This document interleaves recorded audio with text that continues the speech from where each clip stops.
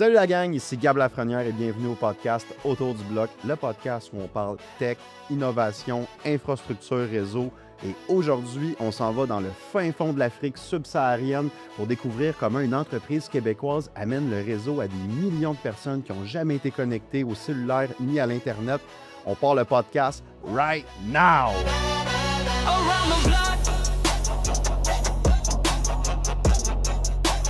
Hey, je trouve ça complètement fou de savoir qu'il y a 600 millions d'êtres humains sur Terre qui n'ont jamais eu accès au réseau, jamais eu accès à l'Internet. Mais aujourd'hui, on a le privilège exceptionnel de rencontrer un entrepreneur inspirant, Francis Letourneau, PDG de New Ren Wireless, qui a pour ambition d'amener l'Internet et le réseau cellulaire à plus de 500 millions d'êtres humains en Afrique d'ici les prochaines années. Francis, merci d'avoir accepté l'invitation. Ça me fait plaisir. Merci de me recevoir. Très gentil. Écoute, Francis, quand on s'est rencontrés puis que j'ai découvert ton entreprise, j'ai trouvé ça fascinant. Puis j'ai dit, écoute, il faut absolument que Francis vienne en parler autour du blog. Puis pour les auditeurs qui ne te connaissent pas, Francis, peux-tu te présenter un peu en quelques mots? Puis c'est quoi New Ren Wireless? Qu'est-ce que ça fait? Où est-ce que ça s'en va? Francis Letourneau, donc un petit gars de Lévis. Okay. De l'autre côté du fleuve ici, qui a suivi son père qui a travaillé dans le domaine des télécoms toute sa vie pour Québectel, qui est devenu TELUS après ça. Et moi, j'ai emboîté le pas un peu plus tard. J'ai joint les rangs de TELUS en 1996 et j'y ai travaillé jusqu'en 2003.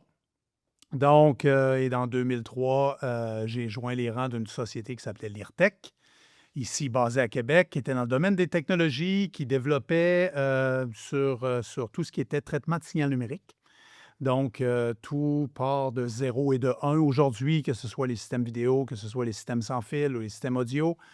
Donc, pas New Ren, mais l'ancêtre de New Ren, Lirtech, était une entreprise qui était spécialisée dans ce domaine-là. Moi, j'ai joint les rangs à titre de vendeur, principalement.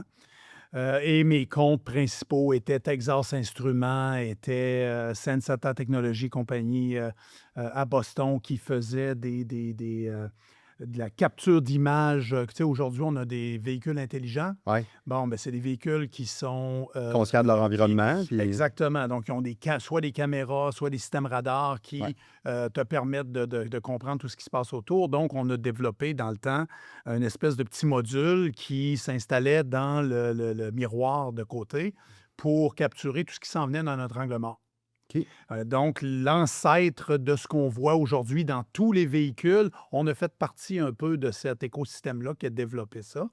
Donc, la société Lirtech, elle était vraiment spécialisée dans ce domaine-là. Et c'est ça. Donc, vendeur pendant un certain temps. Puis à un moment donné, j'ai pris la direction des ventes. Après ça, direction vente marketing. Pour finalement devenir vice-président vente marketing pendant un certain nombre d'années, on a vécu un paquet de transitions et c'est en 2020 que je suis devenu président de ce qu'on appelle aujourd'hui New Ren Wireless, qui est une entreprise cotée en bourse à Toronto sur CSE, NUR, qui est le ticker de la compagnie. Puis quand, tu sais, ton air à toi, là, quand tu es devenu président, il y a eu des changements là, chez New Ren. Vous avez pris un nouveau virage. Peux-tu m'en parler un petit peu? C'est quoi qui t'a amené là, comme vent de fraîcheur là, quand tu es arrivé à la présidence? Ça a été des changements dramatiques. Écoute, pendant mon ère aux ventes, j'ai poussé tant bien que mal l'entreprise à faire un changement vers une nouvelle façon de faire des affaires parce que dans les faits, New Ren, à ce moment-là, ou Lirtech à ce moment-là, était devenu un équipementier. Équipementier qui avait évolué au fil de l'eau, et développé des technologies et présenté des technologies pour nous permettre de connecter les secteurs émergents. Donc, les zones rurales, les zones recluses, ou reculées plutôt. Et ce qu'on voyait, c'est que tu avais une difficulté d'adoption, une difficulté de recevoir des commandes et de bâtir vraiment un business à partir de ça. Et ce qui est arrivé, écoute, là, je vais sauter du coq à l'âne, mais dans les faits, ce qui est arrivé, c'est qu'on a fait une espèce de virage. Tout s'est passé en même temps, là. Donc, 2020, il y a eu beaucoup de problématiques du côté de la compagnie, et ci et ça. Et moi, j'ai dit, OK, c'est assez. Là, on fait un virage. Au lieu d'être un équipementier, on va devenir une compagnie de service.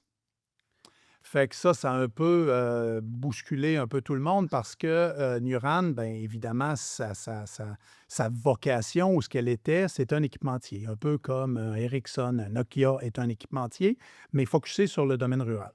OK. Et ce que j'ai fait, c'est qu'on a complètement fait un virage inverse. C'est qu'on a comme les opérateurs mobiles en Afrique, qui étaient notre marché cible principalement, n'achetaient pas notre produit. Tu sais, c'est un peu con. Ils étaient comme très heureux de voir cette technologie-là émerger, de dire, ben écoute, c'est exactement ce que ça nous prend, mais le résultat était, mais j'ai pas d'argent pour le payer. Bon, fait que c'est cute. Mais Qu'est-ce que tu fais dans ce temps-là? merci d'avoir développé cette On merde se rappellera quand tu technologie-là. auras de l'argent, tu sais. Exactement. Ouais. Ben en fait, il y a eu une espèce de déclencheur. C'est qu'en 2019, je crois, oui, c'est à peu près ça.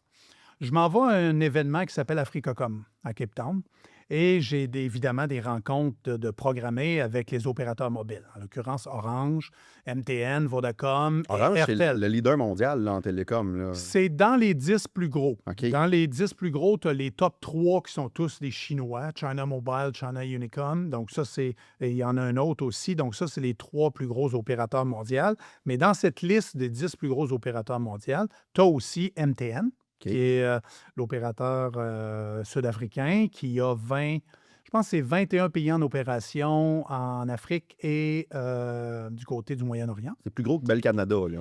Bien, en fait, en termes de revenus, je ne le sais pas, je ne pourrais pas faire le comparatif, mais en termes de nombre d'usagers, Bell Canada, c'est 8 millions d'usagers.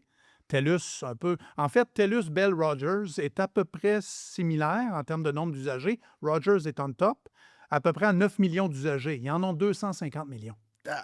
OK, c'est autre Bon, chose. fait qu'on n'est pas là. Mais par contre, les usagers ne dépensent pas le même volume de dollars sur une base mensuelle dans la téléphonie. Ils dépensent que quelques dollars. Alors qu'ici, nous, on est habitué d'avoir des billes de 100 pièces. Parce que les autres, ils achètent des petites cartes puis ils comptent les minutes qui C'est passent. du prépayé, exactement. Fait que les autres vont acheter, mettons, je ne sais pas, moins 10 de crédit qu'ils vont utiliser sur 1 mois, 2 mois, 3 mois, par exemple. Puis là, ils vont à l'usage. Mais c'est tout du prépayé. Fait que ça, OK. c'est la beauté de la chose. Mais là, c'est ça. Je me présente à Africocom, je rencontre un mec qui s'appelle Hervé Souquet, qui était le chef des technologies de l'information du côté d'Orange. Puis là, je dis, Hervé, écoute, ça fait 2-3 ans qu'on teste nos équipements. Facebook nous a aidés à rentrer ici, faire des tests, des validations. On a fait des pilotes et tout et tout. Tout le monde est super heureux, mais je ne vois pas de commande. Qu'est-ce qui se passe? Qu'est-ce que je fais?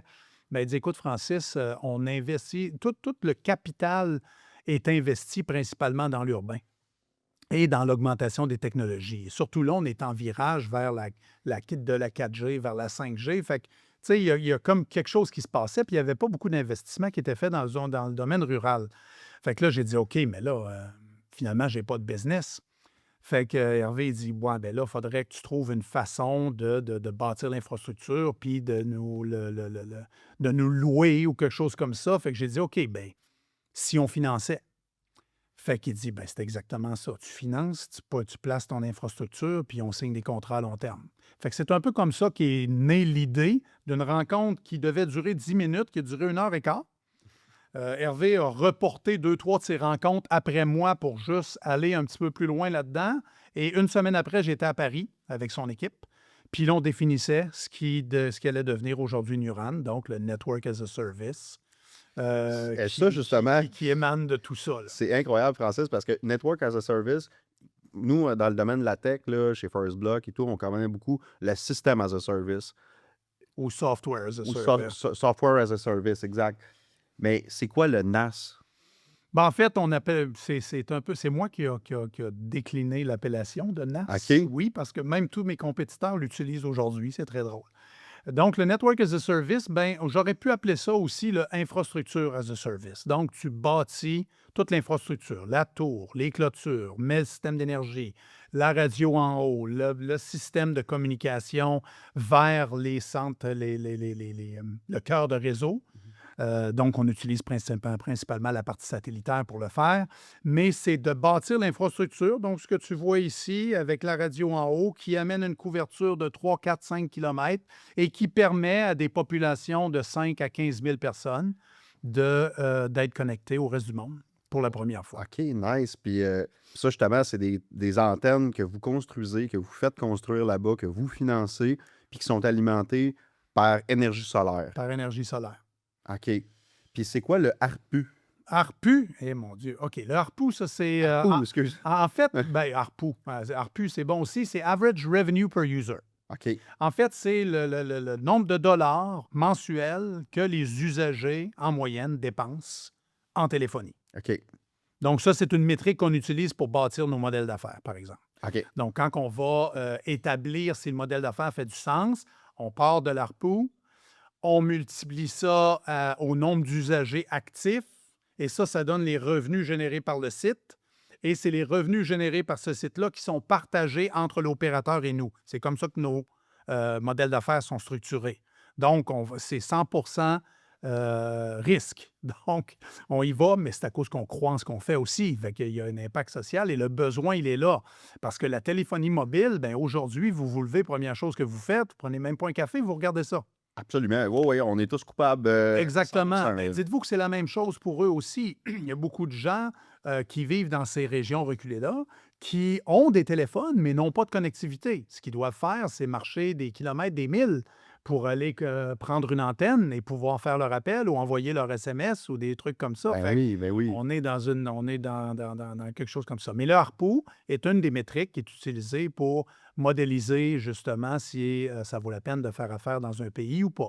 Par Ouais. exemple, là où on opère aujourd'hui, on est dans plusieurs pays, j'en parlerai un petit peu plus tard, mais on a fait une analyse sur la Tanzanie, par exemple. Bon, la Tanzanie, le ARPU est de 76 sous. OK. Donc, ça te prend beaucoup d'usagers, beaucoup de trafic pour rentabiliser 76 sous par mois, par mois. OK. Tabarouette, c'est pas... Average revenue per user. OK? Ouais. Fait qu'à partir de ça, ben là, il fallait, là, tu fais des analyses financières en fonction du montant que tu investis, en fonction du revenu projeté. Puis ce qu'on veut, nous, c'est un payback à l'intérieur de 20 mois à peu près. OK. OK? Capital investi versus les revenus projetés. Fait que quand on n'est pas capable de se projeter avec ce genre de métrique-là dans notre analyse financière, bon, il ne va pas. Ouais, parce que That's it. toi, bâtir une antenne, ça te coûte combien? C'est à peu près 25 000 US. Fait que ça, c'est 25 000 US, un genre de 30 quelques mille Canadiens. Bon, ben là, toi, tu bâtis ça. Fait qu'il faut qu'il y ait dans le rayon que cette antenne-là va couvrir assez d'usagers. Puis il faut que l'ARPU soit bon aussi, là. Fait que, Dépense environ 2 Fait que, comment tu fais mettons, pour le savoir? ben, en fait, comment on fait pour le savoir? On se fie beaucoup aux opérateurs. Donc, on travaille avec eux. Eux, ils ont l'intelligence marché, ils Ouais. connaissent leur marché, ils sont capables de dire dans telle région ou même du côté nationwide, c'est quoi leur pouls régional ou leur pouls rural. OK? Et basé sur leur analyse, ben, nous, on a des systèmes de calcul qui nous permettent d'extraire justement quels seront les revenus dans les régions données. Tout ça basé sur un paquet de métriques. Je n'embarquerai pas là-dedans parce que là, On va se perdre, là. notre glossaire, il va devenir ça de long. OK. Mais dans les faits, ce qu'on recherche, si, mettons, je te fais juste une base de calcul rapide, on vise des populations moyennes d'à peu près 5 000 personnes. Pour le rayon d'action de Le l'antenne. rayon Elle d'action couvre de combien de kilomètres, ton antenne? c'est entre 3 et 7 km. Ça dépend OK. tout le temps des élévations, Fait qu'il y a de une antenne par village. l'obstruction. mettons. Exactement. OK. Fait qu'un village typique, nous autres, c'est 5 000 personnes. OK. Assume qu'il y a 20 de la population qui a des téléphones puis qui l'utilise sur une base régulière. C'est ce qu'on appelle le taux de pénétration. OK. Fait que donc, tu as à peu près 1000 usagers. OK. Bon. Le ARPU moyen est à peu près à 2,5 piastres. Donc, ça fait 2500 piastres de revenus pour le site. OK? OK. Bon. L'opérateur, lui, enlève toutes ses charges directes. Donc, toute la charge tarifaire qui s'en va pour payer les régulateurs et tout. Ça représente à peu près 500 $. Il en reste 2000. 1500 piastres vient à nous, 500 piastres va à l'opérateur. OK. Parce que c'est nous qui investissons. Fait que c'est plus tu bâtis, plus tu as de 1500 piastres qui se cumulent, puis là, tu crées ta base de récurrence, puis c'est comme ça que tu crées la rentabilité de ton entreprise. Puis ça doit être aussi pour ça que vous êtes public, là, parce que ça prend énormément de capital pour développer un réseau là, dans tous les pays d'Afrique. Là, puis le nombre d'usagers, vous allez en connecter 50 millions. Je ne sais pas, ça fait combien de tours là, à 25 000 US, mais ça fait de la tour. Ça fait 10 000 tours. Ça fait 10 000 tours. Fait que OK. ma moyenne dont je te parlais, c'est à peu près 5 000 de population. Fait que fois 10 000, on est rendu à 50 millions. C'est 50 millions de personnes qu'on vise à connecter. Il y en a au moins 350 millions juste en Afrique. Tu parlais ton 600 millions un peu plus tôt. Ouais, c'est Bon, ça. il y en a un peu partout dans le monde. Tu as Asie, tu as Amérique latine, mais l'Afrique est comme le point central où Il y a un il plus y a gros le manque à plus gagner. gros besoin est. Ouais. Et c'est pour ça que nous, on a vraiment focusé sur cette région-là. Et là, on est en train de faire un virage assez important. Là, on va toucher la profitabilité très bientôt, après le lancement en 2020. Mais c'est ça. Fait que c'est connecter beaucoup de monde comme ça va prendre beaucoup de capitaux. Tu as raison. On est allé sur les marchés publics. C'était avant mon ère. En public, c'était en 2015 qu'on OK. a fait ce move-là. Ce move-là a été fait avec une prémisse d'aller chercher des capitaux, évidemment. Mhm.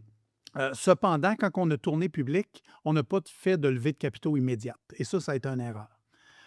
Donc, on fait des bons coups, mais on fait aussi des erreurs dans nos... Mais vous avez dans acheté une notre- coquille, hein, vous avez fait un reverse takeover. Exactement. C'est un reverse takeover qui était du côté de Vancouver. Ça s'appelait Bravura là, OK. dans le temps. Fait qu'on a pris la place de cette coquille-là. Et après ça, on est devenu public. Et l'objectif était de faire la levée de capitaux.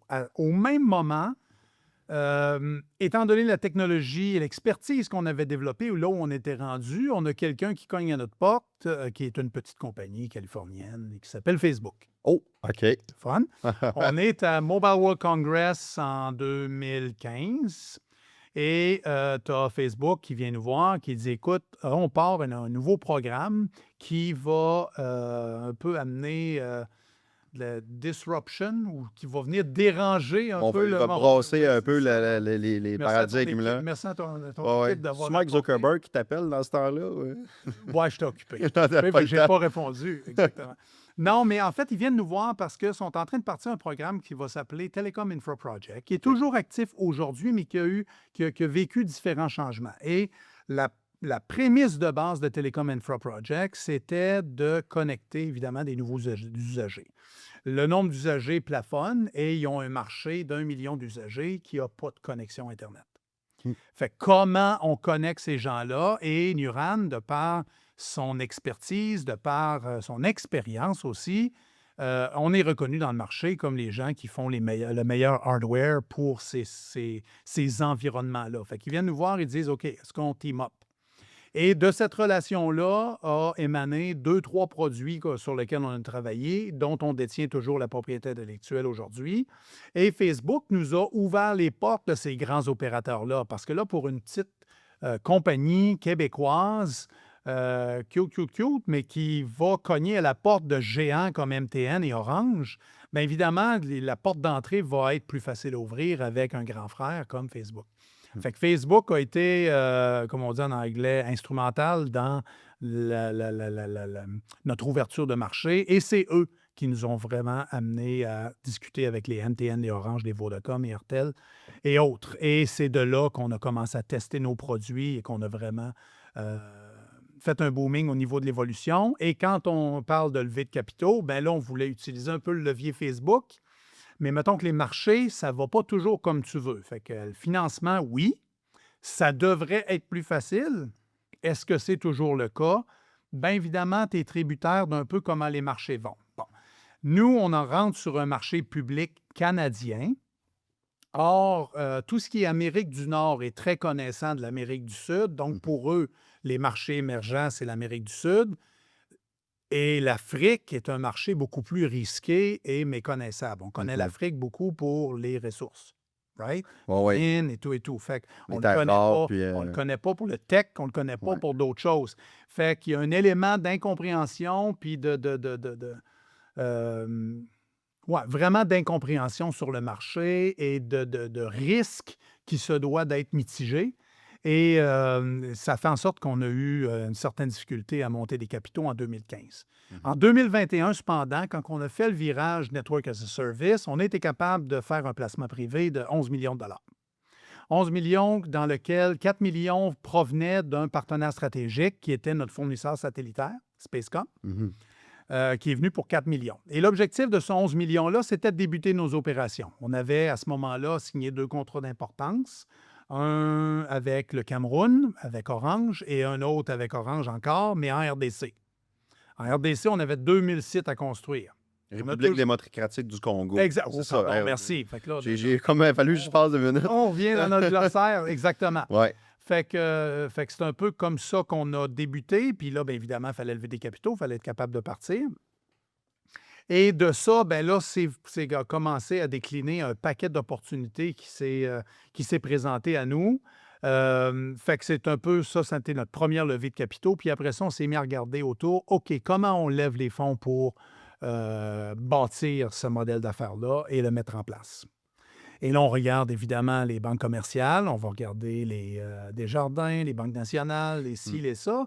Sont-ils Mais frileux avec l'Afrique, eux autres aussi? ben, en fait, c'est pas nécessairement frileux avec l'Afrique ou quoi que ce soit, c'est des banques commerciales. Tu sais, Mhm. tu vas acheter ta propre maison, ils veulent voir si tu es solvable. Donc, est-ce que tu respectes les ratios? Puis après ça, est-ce que tu as la mise de fonds?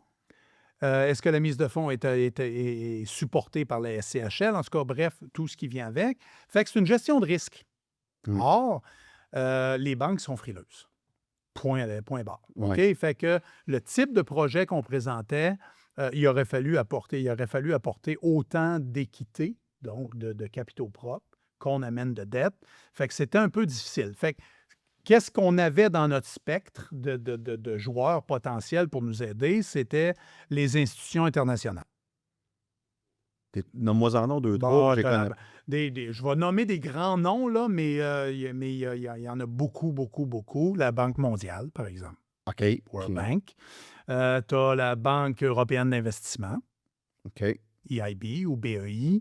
Après ça, tu as BII du côté de Londres, tu as Bio Belgium Investment Organization en Belgique, tu as Proparco en France. Bref, tu as une panoplie de ces joueurs-là. On n'a pas au Luxembourg. C'est la BEI qui est à La Luxembourg. BEI, Voilà, c'est ça. voilà. Ça, on a une belle histoire avec la BEI. Évidemment, la BEI... Ils ont embarqué, eux autres? Ouf, qu'on a eu de la difficulté avec Ah, la OK. BEI. Content. Ça a été toute qu'une histoire, ce truc-là. Fait que, bref, ce qui était naturel pour nous, c'était de cogner aux portes de ces groupes-là. Pourquoi? Parce que ces gens-là, leur mandat, c'est de bâtir de l'infrastructure dans les pays émergents. Donc, d'aider les pays à se structurer, à s'organiser et à fournir le même type de service qu'on a dans les pays commerciaux à ces populations-là un peu plus bas, que ce soit au niveau énergie, au niveau télécom, au niveau route, au niveau port, au niveau... Donc, ces entreprises-là ou ces banques-là, supportées par les fonds mondiaux, leur mandat spécifique, qu'on appelle ça des DFI, en fait, en anglais, Development Financial Institution. Ouais, Donc, ces c'est ça, le groupes-là... DFI. Je me demandais c'était quoi Exact. depuis tantôt. Fait que ça, ce sont des groupes dont le mandat, on appelle ça des civil servants. Donc, c'est des gens qui sont là, justement, pour amener des fonds là où personne prête, en fait. Fait que ça a été là qu'on s'est mis à cogner à des portes. Et on a eu la chance, en 2022, de cogner à la porte de la BEI. La BEI, à cause du COVID, qu'on a tous connu, on aime ça plus n'en parler, de la COVID, mais mettons qu'on en parle pour 2 secondes. Il y avait un fonds qui avait été créé, ça s'appelait un fonds Digital Inclusion following COVID-19. Fait que là, il y avait un fonds de, je pense, 100 millions ou 200 millions qui avait été créé justement pour aider la connectivité. Ouais, ça rentre aussi dans le critère ESG parce qu'il y a un volet vraiment social. Là. Exactement. Moi, Francis, j'ai juste à penser, la mère de famille, que son fils est parti travailler en ville et dans le fin fond du village de je sais pas où, là, en République du Congo, puis que là, elle veut avoir des nouvelles, puis il faut qu'elle marche 6 km à pied. Je veux dire, à un moment donné, c'est plus un luxe, là. On est en 2025, c'est quasiment comme amener C'est un basic right. C'est un basic rights, là, exactement. Fait que c'est bien que la communauté internationale, au niveau des banques, ait ce genre d'initiative-là, là, puis de fonds. Hein. Ils ont ce genre d'initiative-là, mais encore une fois, un peu comme les banques commerciales, c'est complexe. Ouais. OK? Eux, il faut qu'ils lavent plus blanc que blanc. Et comme on sait, ces pays-là, malheureusement, la corruption est omniprésente. Fait qu'on doit composer avec des organismes du côté de la régulation ou du côté gouvernemental qui vont essayer de trouver le compte pour leur propre poche. Fait que ça, on vit un petit peu avec cette réalité-là aujourd'hui, mais comme on est une société cotée en bourse et comme nos prêteurs sont des groupes de ce type-là, ben en fait, on n'a pas le choix de suivre les règles. Mhm. Fait qu'on peut pas aller on the side, bon, tiens, je te laisse T'es dans 6 des 000. enveloppes brunes, tout, tu peux pas embarquer là-dedans avec Non, des ça publics. fonctionne pas. Ouais, Premièrement, comment tu justifies ces dépenses-là? On a des états financiers qui sont vérifiés. ouais. Donc, ces dépenses-là ne peuvent pas aller un peu n'importe où. Même une fois, à un moment donné, j'ai rencontré un des organismes de régulation et clairement, en tout cas, mettons clairement, subtilement me mentionne que X, puis je dis OK, fais-moi une facture. Silence radio. Ouais, c'est C'est très, exactement très ça. drôle. Ouais. C'est très, très drôle. Mais en fait, les institutions financières de ce type-là, bien évidemment, c'est leur mandat, mais en même temps, il faut qu'ils lavent plus blanc que blanc. Mhm. Fait que là, ils forcent les organismes comme nous, ou les organisations comme nous, à être fully compliant ou à être complètement alignés avec tous les règlements, les politiques, les lois et tout et tout. Et malgré le fait qu'on avait une belle enveloppe, on nous avait proposé une enveloppe de 27 millions de dollars financée par la BEI en partenariat avec un autre groupe, un DFI de la Finlande qui s'appelait FinFund. Tout le monde était super excité, mais exigeait qu'on ait les licences d'opération concordant avec la loi régulatoire qui n'était pas claire. Et ça a fait en sorte que ça a traîné pendant 2 ans, 3 ans, juste sur ce point de droit-là. Fait que le 27 millions, on a finalement dit, bon, OK, on ne le prendra pas parce que là, ça s'est tellement étiré que ça ne marche pas. Et on a réaligné un peu notre fusil d'épaule et on a travaillé avec des joueurs qui sont un peu mieux structurés pour nous. On est une petite entreprise. Tu sais, la Banque mondiale, travailler avec Orange, Orange peut se permettre d'attendre 1 an, 2 ans, 3 ans. Nous autres, comme petite entreprise, on ne peut pas, ou moyenne entreprise, on n'a pas ce luxe-là. Donc, on a une pression. Premièrement, on est une compagnie cotée en bourse, donc on a une pression de résultats. Mhm. Et on a aussi une pression de résultats de la part de nos opérateurs avec qui on a signé des contrats. Right? À développer plus d'antennes, parce que les autres, Ben oui, parce qu'eux autres, ils veulent voir ça. Écoute, ils ont signé un contrat, fait qu'ils s'attendent à ce que tu déploies, même s'ils n'investissent pas. Fait que faut que tu lèves les capitaux cependant. Fait que ça, c'est notre gros, c'est notre gros défi. oui, OK? c'est ça, exact. À Newrand, d'amener ces capitaux-là. Et c'est souvent le premier qui est le plus difficile à obtenir. Parce que le payback, là, en 20 mois, entre toi et moi, c'est génial. Là. Tu sais, un investisseur, ça fait des méchants bons rendements. Le monde, c'est-tu parce qu'ils ont peur que la guerre éclate ou d'ailleurs, parlant de ça, toi, tu mets une antenne quelque part dans un village, faut-tu que tu payes un loyer? Faut-tu, tu sais, le terrain qu'elle est, faut-tu, tu sais, comment ça marche l'immobilier? T'en mets-tu sur le toit d'une bâtisse qui est déjà là? Ou, tu sais? Souvent, ça va être mis à l'antenne juste à côté du chef du village, par exemple. Et oui, on loue un espace. Ça s'appelle le chef du village. Il y en a Pas vraiment, le c'est. chef ou le maire ou OK. le gouverneur de la région. On va souvent s'établir à une place parce qu'il y a une notion de sécurité aussi qu'il faut prendre en compte. Donc, si Ouais. tu t'en vas dans le milieu de nulle part où il n'y a personne qui regarde ce qui se passe, ben, c'est facile de voler des panneaux solaires, de voler des batteries, puis après ça, t'en aller chez vous. Ben oui, on a tous vu tu sais, le film Seigneur de guerre, là. Ouais. L'avion qui atterrit, là, puis ça prend une journée, puis elle est toute décortiquée. Là. C'est-tu romancé ou c'est pratiquement ça? Ben, en fait, nous, on a la chance de, comme on amène la connectivité pour la première fois, les populations deviennent très propriétaires et protecteurs Ils veulent pas de perdre leur l'infrastructure. connectivité. Là. Ben oui, c'est Exactement. ça. Donc, c'est leur façon non seulement de communiquer avec leurs proches, de créer une business parce que avant, mettons, ils allaient pêcher, Mm. partaient avec leurs poissons, s'en allaient à la prochaine ville pour vendre ce qu'il y avait à vendre, puis ils devaient rester là. Alors qu'aujourd'hui, ils ont le téléphone, ils vont appeler, c'est beau, j'ai 6 poissons. Tu sais, je vois de façon très Ah rituelle. oui. J'ai 6 poissons, ils sont prêts, je viens juste les pêcher. Puis là, après ça, tu circules comme ça. Puis là, finalement, la personne va dire OK, c'est beau, je t'y prends. Parfait, envoie-moi un acompte. Fait que là, tu as le mobile payment, qui est comme la grosse activité économique là-bas. Et là, boum, tu es rendu avec une business. Non seulement tu n'as plus besoin de te déplacer puis de risquer de ne pas vendre ta culture ou de ne pas vendre le fruit de ta pêche ou quoi que ce soit. Donc, tu peux, avec la téléphonie, ben, comme on le fait ici aujourd'hui, Ben, nous, c'est de tellement façon un peu plus naturel. archaïque. Je m'enlève mon téléphone, là. Je suis sûr que tout le monde ici, tu leur enlèves leur téléphone. Écoute, t'as une minute, là, il y a un méchant problème. Tu t'en vas là-bas. C'est comme si tu amenais une innovation que pour nous, c'est rendu normal. Là. Parce que même si on revient des années 90, c'était les premiers cellulaires qu'on voyait dans les voitures. Mais le monde avait quand même le téléphone à la maison. Là. Ouais. Eux, si je comprends bien, dans ces tribus-là, ils n'ont même pas le téléphone. Là, ils n'ont rien. C'est incroyable ça, Francis, là. Mmh. Fait qu'il y a vraiment un immense, volet social. Puis c'est quoi l'étincelle qui t'a fait, passer d'un gars qui, tu sais, qui vend des radios à un gars qui amène de la réseau, puis surtout avec les difficultés qui peut en découler justement, là? Ça prend beaucoup de résilience, de passion et de moi, un mot que j'utilise beaucoup, c'est de courage. Il Ouais. faut que tu aies le courage de tes ambitions. Voici ce qu'on veut devenir, puis après ça, il faut que tu mettes tous les efforts en place pour être capable de rencontrer tes obligations, rencontrer tes défis.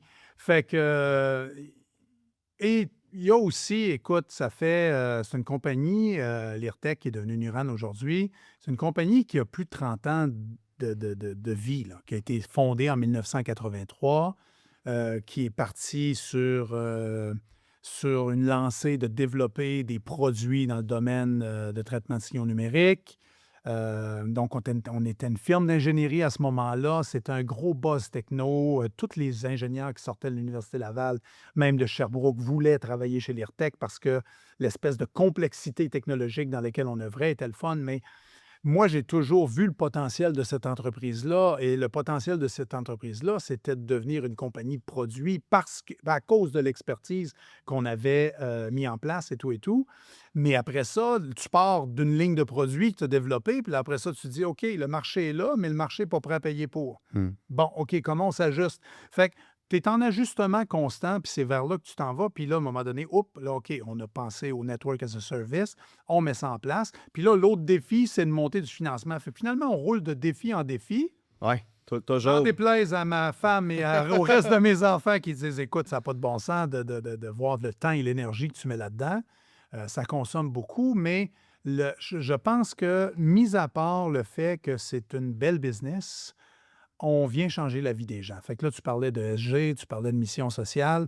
Bien évidemment, je pense que même les employés de Nuran, ce qui les drive, ce qui les fait se réveiller le matin et avoir le goût de travailler pour Nuran, c'est que dans leur tête, on va changer la vie des gens là-bas. Ouais. Donc, on a un impact sur le monde. On vient de connecter pour la première fois des gens qui avaient des téléphones, mais qui devaient marcher des kilomètres ou mettre ça dans le derrière d'une moto d'un de leurs amis pour dire va envoyer texto, puis ramène ça un petit peu plus tard.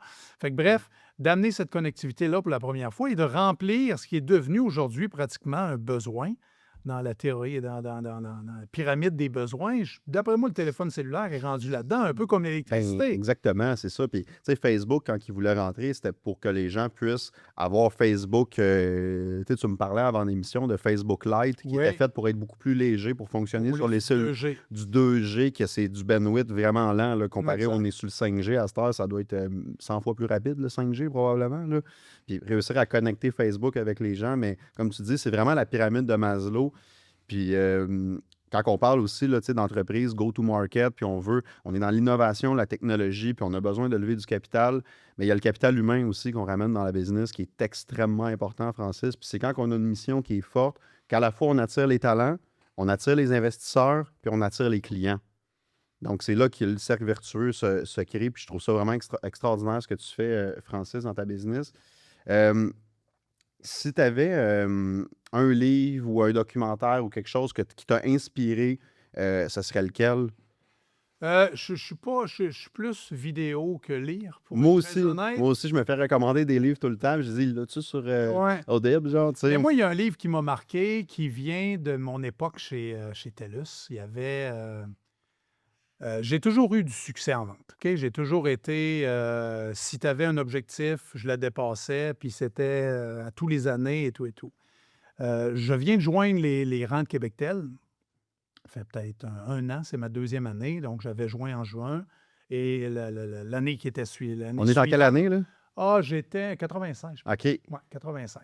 L'année suivante, 97, écoute, je dépasse de 2 fois mes objectifs. Je suis tout content. J'arrive pour rencontrer mon patron. Mon patron, puis là, j'arrive évidemment, mon dossier est prêt, tout structuré. Il prend mon dossier, il le tasse de côté et il remplace ça par un livre qui met en avant de moi qui s'appelle Comment se faire des amis, Dale Carnegie. Dale Carnegie. Ouais, got it. Ça, c'était très drôle parce que, ben, c'est très drôle. J'ai ri après, mais pendant ce temps-là, j'étais comme un peu fâché. Et J'arrive, influencer les autres, par contre, tu l'as pas dit. attends, ouais, c'est ça.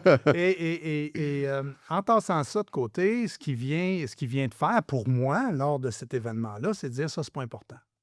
Mmh. Et moi, je viens je suis le meilleur vendeur chez Québectel à ce moment-là. J'ai brisé tous les records. Puis, il me tasse ça du revers de la main. Et là, il dit, bon, là, Francis, ça ne fonctionnera pas. On va probablement devoir arrêter ça là parce que ces chiffres-là, tu ne seras pas capable de les rencontrer l'année prochaine, puis l'autre semaine, puis l'autre année, puis l'autre année, puis l'autre année. J'ai dit, comment ça? Ben, il dit, de la façon dont tu travailles, il n'y a plus personne qui veut travailler avec toi. Tu es un bulldozer, les gens ne veulent plus rester derrière toi. Fait que là, tu vas falloir que tu comprennes que tu as besoin des gens pour rencontrer tes résultats. Et je t'invite à lire ce livre-là. Fait que là, on va arrêter le meeting là. Tu pars, tu t'en vas chez vous. Prends une journée, 2 journées, lis une fois, 2 fois, 3 fois. Je suis à Montmagny à ce moment-là, lui est à Sainte-Marie. Fait que, en bon québécois, je ferme ma gueule, poigne le livre et je repars avec mon petit masque de 3 dans le temps. Je m'en retourne chez lui. Je suis en 3 petits points. Ouais. Je sais pas si on a le droit de dire ça dans On un peut tout podcast. dire, on peut tout dire ici. OK. Fait que là, je m'en retourne chez nous et je suis fâché, épouvantable. Fait que Ah ouais. j'arrive, puis là, je m'installe. Puis là, tu sais un peu, si tu l'as déjà lu, le livre, c'est comme cette histoire Ouais, des Washington, des Lincoln de ce monde, ouais. comment ils ont fait pour justement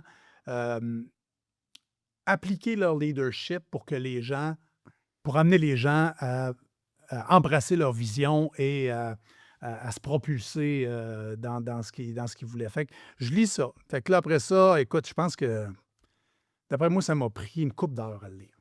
Tu l'as dévoré, là, littéralement. Ben, c'est pas à cause que je trouvais ça le fun, c'est à cause que j'étais fâché puis j'avais le goût de rappeler pour dire, écoute, je l'ai lu ton livre. Ah ouais, il t'a piqué à vif, là. Ah, le gars. carrément, Ah, carrément. Écoute, là, tu as un gars qui a fait du sport, j'ai joué au football dans le temps, j'ai fait l'équipe collégiale 3A, l'équipe du Québec. En tout cas, bref, je suis le meilleur secondaire extérieur au Québec en collégial 3A dans les années 1988. Puis là, tu viens me dire que, écoute, le fait que je suis compétitif, c'est pas bon. C'est pas assez bon. Fait que, tu sais, oui, il m'a piqué au vif. Fait que je lis ça.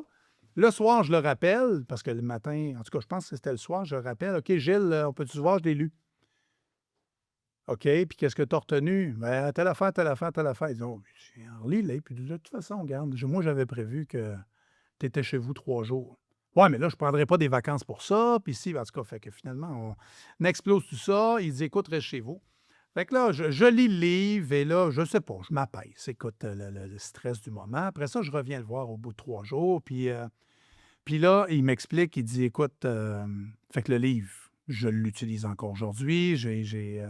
C'est encore des références que j'utilise et je le propose aussi à certaines personnes avec qui je travaille. Mais il s'assied et il dit, écoute, Francis, tu as besoin des gens dans la vie pour travailler. OK? Puis il dit, tu ne peux pas exiger des gens de te fournir le même 100 que toi, tu mets tout le temps en place. ouais. Il y a des gens que leur 100 ça équivaut à 40 de toi. Fait que si tu vas chercher leur 100 par exemple, tu as gagné quelque chose. Puis il dit, tout ce beau monde-là ne veulent plus travailler avec toi. Là. Fait que là, il dit, pour une certaine période de temps, tout ce qui va avoir d'intervention ou d'interaction avec les autres un peu au travers de l'entreprise, tu vas passer à travers moi, puis on va cheminer. Puis écoute, tu sais, ça a parti et a forgé un peu qui je suis aujourd'hui. Tu as besoin du monde pour arriver à quelque chose. Tu parlais tantôt des employés Ouais. qui s'engagent dans une mission sociale un peu comme ça parce qu'ils voient une vocation, parce que ben, c'est un peu ça. Tu sais, il faut agir à titre de leader. Un boss, c'est plus ce que c'était. Là. C'est plus Non. fais ça, rencontre ça, puis tu sais, faut que les gens s'engagent dans cette vocation-là C'est ou une dans ce mosaïque challenge-là. humaine, là. Tu sais, il y a tellement de C'est un peu ça. personnalités, puis Fait que lui, un peu briser l'espèce de vague du bulldozer que j'étais pour un peu modeler, restructurer et mobiliser. Puis pourtant, j'avais fait des sports d'équipe toute ma vie. Tu sais que tu as besoin des autres pour arriver, surtout au football. Tu sais, au hockey, tu peux avoir du talent, traîner une équipe pratiquement toi tout seul. ouais. OK? Jusqu'à un certain niveau. Mais au football, tu es un peu un porteur de ballon, puis ta ligne offensive n'est pas bonne. Ton robot est excellent.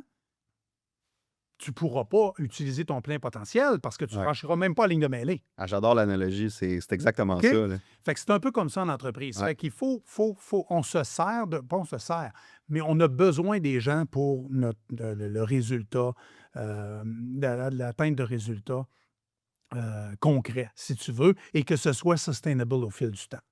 Parce que tu peux avoir des bonnes années, mais les autres années où tu continues la même chose, mais ça ne fonctionnera pas. Fait que Ouais. on connaît toute l'expression, on ne refera pas les mêmes choses s'attendant à un résultat différent. Ouais, faudrait être Donc, fou. Je pense que c'est Benjamin Franklin qui avait dit ça ou de quoi c'est de un peu même, ça. ou Einstein. Fait que moi, c'est le livre, en fait, Ouais. qui a été une espèce de pivot dans ma vie, mais c'est probablement... Non, c'est pas le seul que j'ai lu. J'ai lu aussi Challenger Sales. Ouais. C'est des choses que j'aime beaucoup. Tu sais, la psychologie de la vente, j'ai toujours aimé ça. Ouais. Napoleon Hills, as-tu lu un petit peu? Pardon? Napoleon Hills, Non. Réfléchissez, devenez riche. Non, non, je parlais Ah, je parlais de ce côté-là. Spin selling, ça a été beaucoup des trucs au niveau de la vente. Par contre, j'aime beaucoup les vidéos. Ouais. Simon Sinek, par exemple. Je ne sais pas si tu connais. Oui. J'adore le bonhomme, j'aime sa vision, j'aime sa structure. C'est surtout marketing, mais c'est modélisé en fonction d'un purpose, pas d'une vocation ou de... tu sais, D'avoir un why vraiment oui, puissant. tu sais. exactement. Tu sais, D'être pourquoi ancré tu sur son travailles. why, là. Exactement. Ouais. Puis il faut que ce why-là, tu sois capable de le vendre parce que c'est comme ça que les gens vont embarquer. Ouais. Puis c'est un peu ça qui s'est passé dans le spin du Network as a Service, tu sais. On faisait des équipements, on faisait ci, on faisait ça, mais on n'arrivait pas à bâtir le why, ni avec l'opérateur, ni avec les financiers. Fait que là, en le structurant, en le modélisant de cette façon-là, ben là, ton why, il fait du sens pour tout le monde. Il fait du sens d'un point de vue économique pour les opérateurs. Ils n'ont pas besoin d'investir, puis c'est toi qui prends une grande partie du risque. Puis là, après ça, ton why, tu vas le propulser aussi avec tes DFI, Mm. tes groupes de ce type-là. Fait que, tu sais, nous, plus que de faire une caméra ou de faire un micro, ben là, on a une technologie qu'on a développée qui est un véhicule de changement de vie. Carrément. Right? Ouais. Fait que c'est comme ça qu'on le propulse, c'est comme ça qu'on le promote, comme disait Ouais. Puis qui est écologique en Régis plus. Lévesque, C'est- le promoteur de boxe. Ouais. Lui, il promotait, je ne sais Il pas si tu te promote. rappelles. Exactement. Ouais, avec pour rouler l'air, là. Exactement. Fait que c'est un peu ça. Fait que ce changement-là, puis je pense que tous les employés chez Nuran, on est rendu tout près de 60 aujourd'hui. Mhm. Principalement ici au Québec, on est peut-être une trentaine. En Afrique, tu en as J'en une ai une gang? trentaine Mais tu aussi. sous-traites les tours ou t'as du staff là-bas qui. Les deux. Parce qu'il faut les entretenir, j'imagine, pour Exactement. changer des morceaux. La puis- partie core, donc Ouais. connaissance de la techno, de ci, de ça, ça nous appartient. Donc, ça, c'est nos employés qui la maîtrisent, qui l'installent et qui la maintiennent et l'opèrent. OK? OK. Mais la partie qui n'est pas core, qui est la tour, donc tout ce qui est qu'on appelle, nous, passif et énergie, Mhm. sont l'outsource. OK. Donc, on achète de différentes firmes. On a, pour les tours, en fait, on a une compagnie du côté de l'Ontario, à Kingston, Wade Antenna, avec qui on travaille, qui est une tour lightweight, qui s'emboîte un petit peu comme des poupées russes. Donc, quand tu fais une grue là, pour un chantier de construction, quasiment, c'est comme. Ben, en fait, c'est tout Tout en modulaire. Tu montes ça, puis c'est très lightweight. C'est 600 livres une tour. OK, fait que toi, tu remplis un container, tu ships ça sur le bateau, ça C'est coûte pas trop exactement cher. Puis... C'est exactement ça. Sinon, on a une compagnie pour tout ce qui est énergie solaire qui vient de l'Ontario, avec laquelle on travaille. Et la partie satellitaire, ben celle-là, on va l'utiliser avec notre partenaire avec lequel on a signé l'investissement en 2021, Ouais. qui s'appelle Spacecom. Ouais. Et on a signé un autre partenariat aussi avec un autre groupe, israélien aussi. Mais excuse, quand tu parles du satellitaire, tu parles de l'antenne qui est sur le module qui est au bout de l'antenne au toit ou tu parles le satellite qui est dans l'espace finalement? Parce que le satellite, il C'est un peu appartient-tu tout. à Orange ou. C'est un peu tout. Non, exactement. Fait que ça, OK. c'est un très bon point que tu apportes là parce que tu t'en vas dans le milieu de nulle part, il n'y a pas d'énergie. Non. Bon, première des choses, ça te prend une source d'énergie pour amener tout ça là-dessus. Et cette source d'énergie-là, c'est principalement solaire avec des batteries. Ouais. Ça marche? Good. Et tout ce système-là consomme à peu près 150 watts. Notre radio elle-même consomme l'équivalent d'une ampoule. Mais fait que 60 watts. c'est jamais nuageux quasiment en Afrique. Fait que tu peux pas, mettons, t'as plus de Non. batterie parce qu'il y a pas fait beau pendant une semaine, là. Au Sahara, peut-être, mais OK. subsaharienne, non. Tu as des saisons de pluie qui durent 3, 4, 5 mois. Ben, s'il y a Des pas de nuages, soleil, il à y un moment en donné, a. tu manques-tu de Mais courant? non, tu as tout le temps un bout de radiation. Puis la beauté de OK. l'affaire, c'est que la compagnie avec laquelle on s'est engagé, ils ont une espèce de logiciel qui te permet d'utiliser les 30 dernières années de prédiction de température pour être capable de prédire un peu le niveau d'ensoleillement. C'est comme Puis là, l'IA aussi, j'imagine, un peu? ouais, Il y avait oui. des IA pour Ben, prédire, en fait, c'est du data mining. Fait OK. qu'ils vont utiliser un peu le data des dernières années pour prédire comment ça va se passer. OK. Fait qu'en fonction de ça, nous, on a plein de mécanismes pour maintenir le niveau de service OK. ou la disponibilité de service plutôt. OK?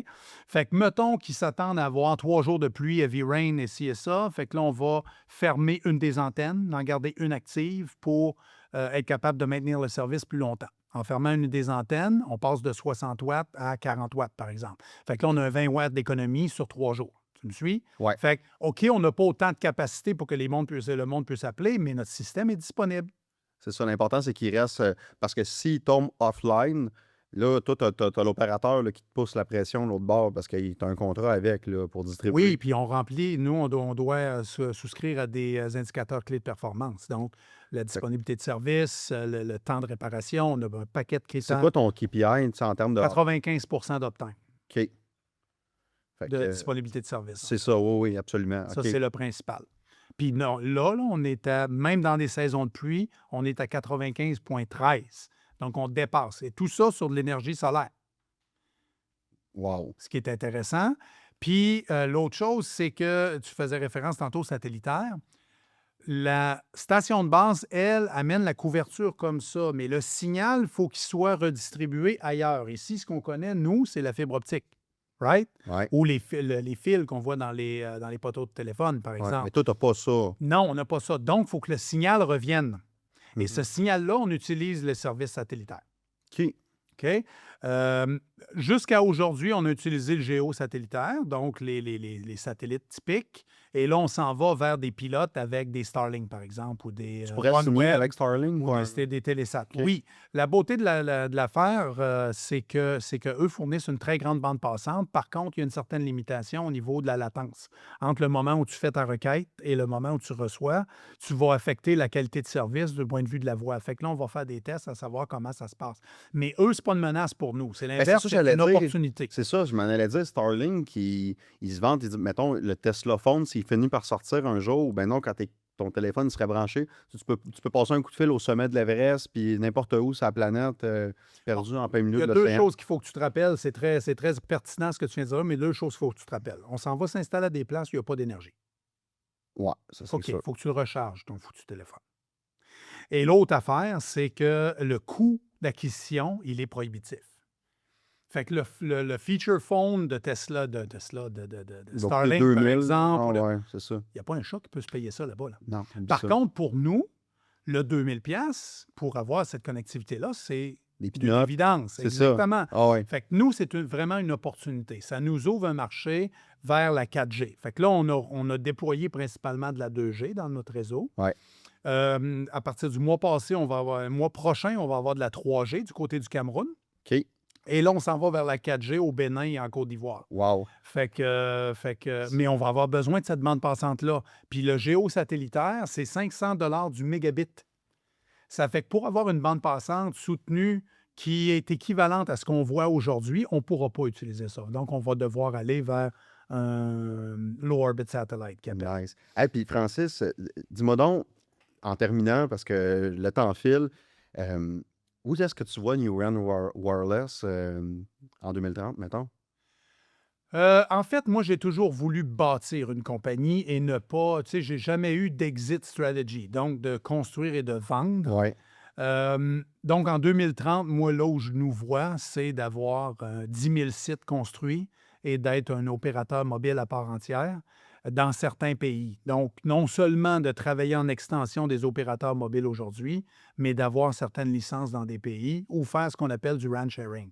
Donc, d'avoir une tour. Donc, c'est toi qui le bâtis, un peu comme le film avec Kevin Costner, Field of Dreams. Ouais. Bâtis-là, ils viendront. C'est ça, oui. À l'inverse, au lieu de signer des contrats et ensuite de bâtir, ben on aurait des licences d'opération dans des pays donnés, on bâtirait l'infrastructure et on pousserait les opérateurs à venir utiliser la capacité qu'on leur offre. Fait que c'est un peu là que je nous vois. Donc, oui, il va y avoir une évolution technologique. On lance notre 2G, 3G, 4G. On lance en production parce que ça fait déjà un certain moment qu'on a fait le lancement marketing. Donc, on va faire du 2G, 3G, 4G sur notre propre réseau. Mais ce qui va graviter autour, c'est un peu ça. Là où on veut amener une autre vocation à notre entreprise, c'est d'amener de l'énergie au niveau des villages.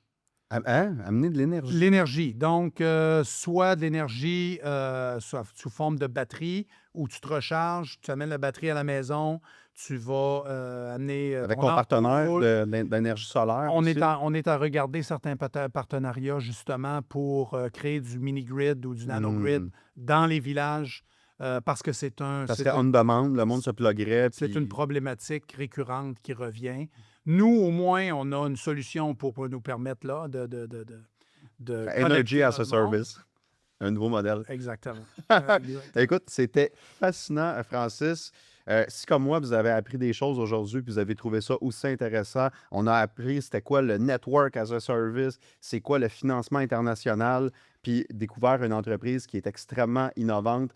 Francis, un immense merci d'avoir participé au podcast. Puis, je te souhaite un immense succès dans le développement de New Rent parce que vous avez une mission qui est extrêmement porteuse au niveau de l'avenir. Puis, la mission sociale me touche beaucoup de ce que vous faites.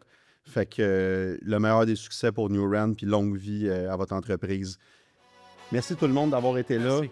Donc, je vous dis à la semaine prochaine pour un autre épisode autour du bloc. Ciao! Around the block.